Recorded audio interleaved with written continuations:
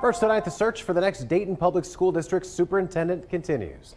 Today has been a big day for the district as the 3 finalists for the position are interviewing with both students and parents.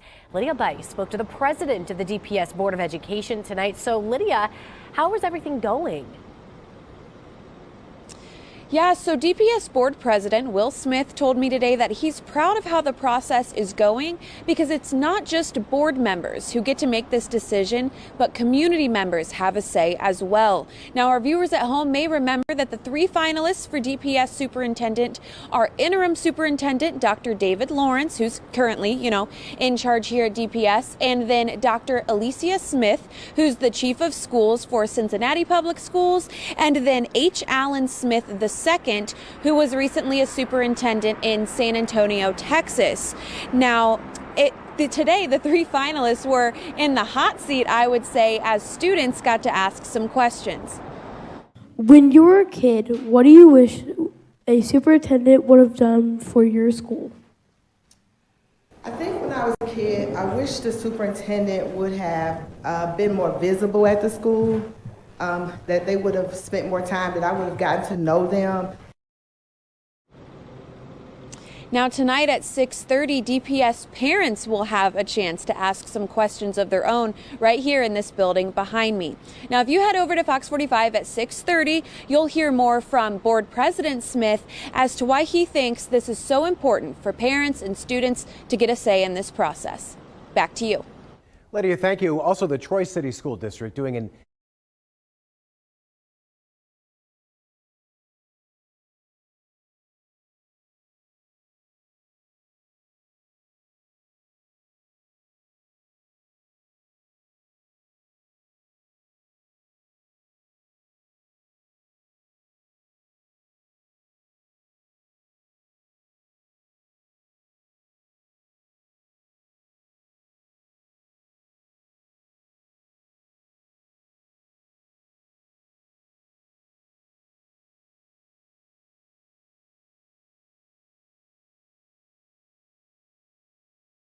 Investigation, no charges have been filed yet. A fight over voting rights still playing out tonight. One group wants to make it easier to vote, hoping to get a constitutional amendment on November's ballot. Ohio Attorney General Dave Yost, however, is opposing their efforts. Tom Bosco has an update.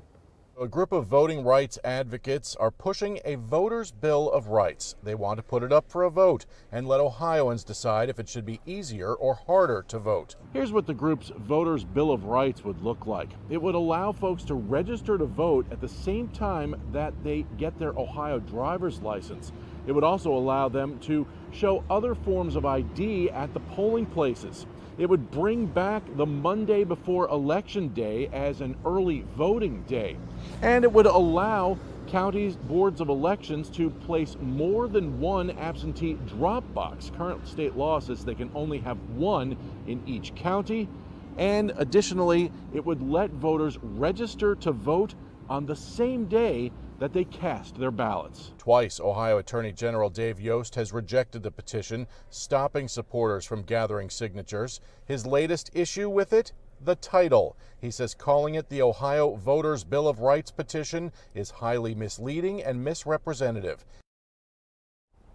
Well, the Dayton Fire Department has a new fire chief. Director and Chief Mike Rice was sworn in this morning at the Dayton Metro Library during the promotion ceremony.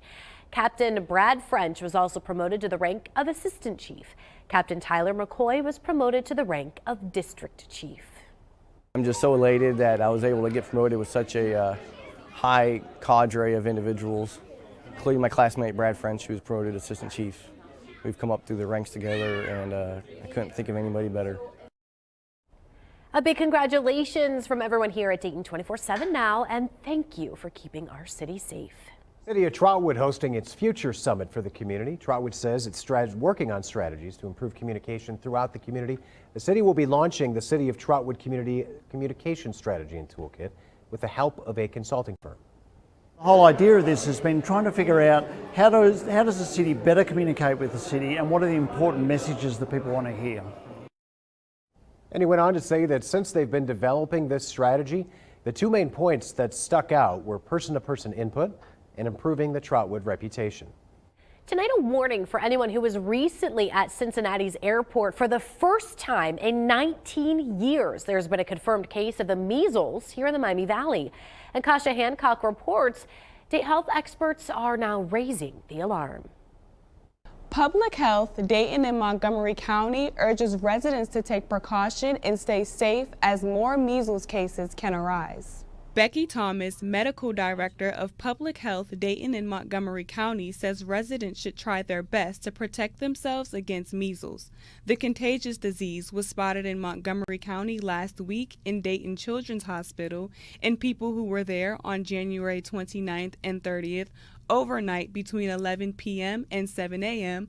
and on January 31st between 10:30 a.m. and 6 p.m. have been contacted. This is also linked to a case found in Cincinnati, Northern Kentucky International Airport between January 27th and 29th. Though the disease can spread easily, proper steps can be taken for protection. That the measles vaccine is very, very effective. People who have had one dose of vaccine are 93% protected against infection, and people who have had a second dose are 97% protected against infection. The Ohio Department of Health says there was one case in 2023 and 90 in 2022. Coming up later, we have information on how the disease can spread. Back to you. Dayton 24/7 now, once again proud to team up with the Humane Society of Greater Dayton to find forever homes for animals across the area. Join us this Thursday, February 8th for the 4th annual Epic Pet Give-a-thon. We'll be live at the Humane Society all day with special giveaways and success stories. You can show your support and donate now by scanning the QR code or texting EPIC24 to 76278. Tonight, deliberations underway in the trial against a school shooter's mother. Elisa at the Now Desk, what happened in court? So, Adam, the jury actually deliberated all day today, but went home without a verdict in the case against Jennifer Crumbly. You might recall her son, Ethan, pleaded guilty to shooting and killing 4 students in school in 2021. Jennifer is now facing involuntary manslaughter charges for making a gun and ammunition available at home and failing to get her son mental health help. Jennifer and her husband Matthew are the first parents to be charged in a mass school shooting committed by their child. Now Matthew, the father, goes on to trial in March. The Federal Reserve Chair says inflation has come down, but it is not gone. Chairman Jerome Powell says the economy is strong with a good labor market. Inflation now at 3%. Powell says the progress is enough to think about lowering interest rates, but not enough to make cuts yet. We want to see more evidence that inflation is moving sustainably down to 2%. We have some confidence in that. Our confidence is rising. We just want some more confidence before we take that very important step. Powell says the goal is to keep prices steady for Americans. Cuts are not likely to be made at the committee's next meeting in March. Week 2 in the murder trial of a former Columbus police officer. We're going to take a look at responding officers' body camera video for the first time. And a Dayton Flyer getting high praise for the 4th time in 6 weeks. A look at that recognition next. Plus, I'm tracking some more sunshine for much of the work week, plus climbing temperatures too. That's coming up. You're watching Dayton 24/7 now.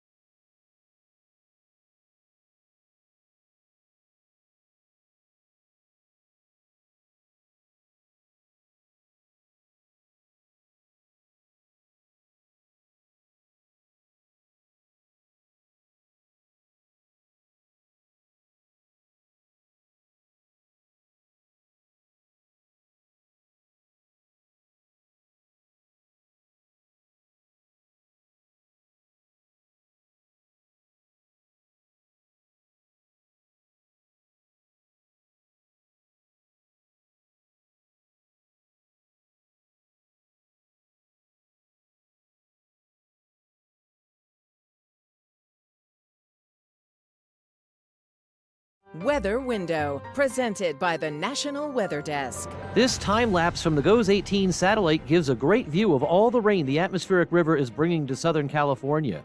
A separate storm system brought rain and marble-sized hail to Alabama last night. The ice is finally strong enough for ice fishing at Wisconsin's Asylum Bay. And that's the Colorado River as seen from Amtrak's Zephyr train between Denver and Salt Lake City. For more content like this, like the National Weather Desk on Facebook.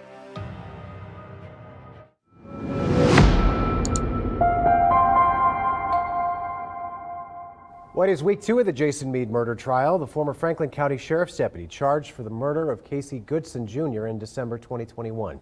Steve Levine shows us the responding officer's body camera footage for the first time. What do we have inside? Just one down? Jurors for the first time able to watch police body camera video of the shooting scene outside Casey Goodson Jr.'s home, moments after prosecutors say the 23-year-old was shot and killed by Jason Meade. It was a chaotic scene. There were a lot of other cars there.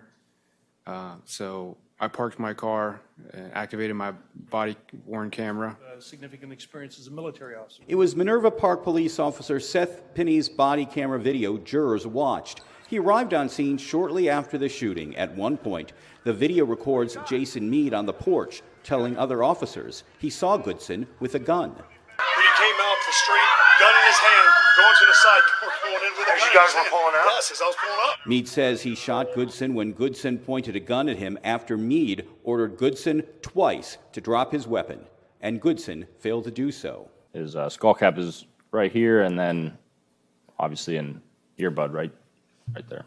Is that the clothing? Columbus paramedic Nicholas Lighthizer testified they found Goodson laying on his back without a pulse, handcuffed with multiple gunshot wounds in the family kitchen.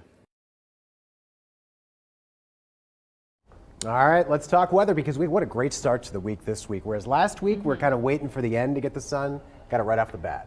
Yeah, beautiful weather, and then also warming up even more as we head later into this week too. Perfect. So it's looking great, not only with the sunshine, but also climbing temperatures that will be making their way into the forecast too. So for right now, we have east-northeasterly winds and actually streaming in some cloud cover, some low clouds into mainly our northern counties. We'll see some of those clouds overnight and into the start of the day tomorrow as well. In fact, some fog could start to develop as we head through the overnight hours as well. High pressure basically situated right over us and keeping things very quiet across the Miami Valley over these next several days. It's not until this weekend we start to see some more active weather in the forecast. So cloud cover building in overnight. We'll be looking at lows in the upper 20s. Again, some patchy fog possible as you wake up by early tomorrow morning. Heading into our Tuesday afternoon, there's that sunshine again. High temperatures close to 50 degrees. Now, Wednesday, it does look like we'll see a little bit more cloud cover begin to build into the area. We'll start out cold on Wednesday, but notice Wednesday afternoon, 50s again. So climbing temperatures, we'll continue to see those temperatures climb to potentially close to 60 degrees by later this week. So I'll have the latest on that coming up. Dayton Public Schools holding a winter clothing collection drive to help students in need. So it's asking for new and unworn scarves, hats, gloves, coats of all sizes. You can drop off any donation you'd like at any of these locations. That drive going on through next Friday, February 16th. And we have all this information and those addresses on our website, Dayton247now.com. This story is right under the local section. A story now from our partners at the Dayton Business Journal. The Greene Town Center in Beaver Creek is now preparing to welcome 2 new tenants this year. You have Goat Country LLC and Yuma Boba Tea. They're going to be coming to the shopping center. Yuma Boba Tea will be opening its first location, selling an assortment, of course, of boba teas. Goat Country is expanding its temporary location. The company offers goat yoga, goat cuddles, photo shoots, paint and sips, and more. Sounds interesting. We're going to have all the details right now at Dayton247now.com. You can find this story and others like it under the Dayton Business Journal heading in the News tab. University of Dayton's Deron Holmes is the second named the Atlantic 10 Men's Basketball Player of the Week for the 4th time in 6 weeks. Now, Holmes averaged better than 29 points a game in the Flyers' 2 home wins over George Washington and St. Bonaventure. He continues to lead the Atlantic 10 in scoring at 20 a game for the season.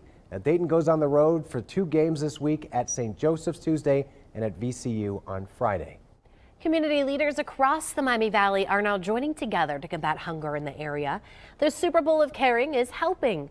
Our partners will be accepting food and monetary donations throughout the area. Those donations will then be distributed to 3 local organizations and the Food Bank of Love, or the Food Bank for Love of Children or Flock, and House of Bread. That's what happens when you read it too fast. You can contribute by taking out your phone, scanning the QR code to make a donation. The donation drive ends February 12th. Food Bank of Love sounds pretty good, though. It sounds like a great place. Yeah. Didn't sound off to me when you first said it. Hey, temperatures over these next several days will be climbing. We're talking about highs back up close to 60 degrees by later this week, Thursday, Friday. Very spring-like. Even these next couple of days, although not quite as warm as later this week, we're still situated above normal for this time of the year. So let's enjoy this week. It's going to be a nice one because it does look like signs are pointing to potentially cooler than normal temperatures returning by middle of this month into the end of this month as our weather pattern does begin to shift. This is a Climate Prediction Center temperature outlook for 8 to 14 days out. So this is as we get into next week. Below normal temperatures looking possible for our area, so we'll monitor the shift in our weather pattern as we head into next week. So enjoy these nice temperatures while we have them. I'll have a look at our 7-day coming up. Feeding the hungry one pierogi at a time. Coming up, how you can help relieve hunger in the Miami Valley. You're watching Dayton 24/7 now.